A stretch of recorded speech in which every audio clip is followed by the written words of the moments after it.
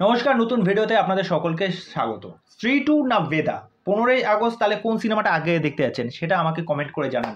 এবং 2-3 দিন আগে আমি একটা পোল করেছিলাম, সেখানে দেখলাম বেশিরভাগ মানুষের রায় কিন্তু স্ত্রী টু এর দিকে। আমরা জানি স্ত্রী কেমন ছিল, এবার তার সিকুয়াল আসতে চলেছে এবং এই সিনেমাটা নিয়ে একটা আলাদাই হাইপ রয়েছে।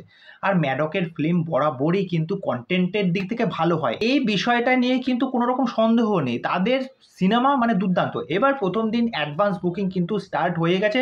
কি আপডেট উঠে এসেছে, কত টাকার টিকিট সেল হয়েছে, কতগুলো ব্লক সিট, কতগুলো উইদাউট ব্লক, আর কতগুলো শো পেয়েছে, একদম ছোট্ট আপডেট আপনাদের সামনে রাখবো। তা প্রথমেই চলে আসি স্ত্রী টু নিয়ে। Advance booking 4.15 crore without block seat, আর 5 crore হচ্ছে উইথ ব্লক সিট, শুধুমাত্র আজকের দিনে। এবার ভাবুন, আরও কিন্তু 2-3 দিন আছে, ঠিক আছে। আর মোটামুটি টিকিট সেল হয়েছে 70,000 টিকিট সেল হয়েছে। আর শো চলছে মোটামুটি প্রায় 4,000 শো। এরপরে কিন্তু শো সংখ্যা কিন্তু বাড়বে, হু হু করে বাড়বে। তা স্ত্রী টু এর কিন্তু ব্যাপক হাইপ রয়েছে। আর এখনই এই যার এখানে অ্যাডভান্স বুকিং যে লেভেলে শুরু হয়েছে, প্রথম দিনে কিন্তু একটা দুর্দান্ত কালেকশন করবে। আমার প্রেডিকশান যা বলছে, মোটামুটি ধরে রাখুন 25 থেকে 30 crore কিন্তু বিজনেস করার চান্স আছে প্রথম দিনের কথা বলছি। তাই এটা আমার প্রেডিকশান, এটা সঠিক হতে পারে, ভুল হতে পারে, যা কিছু হতে পারে।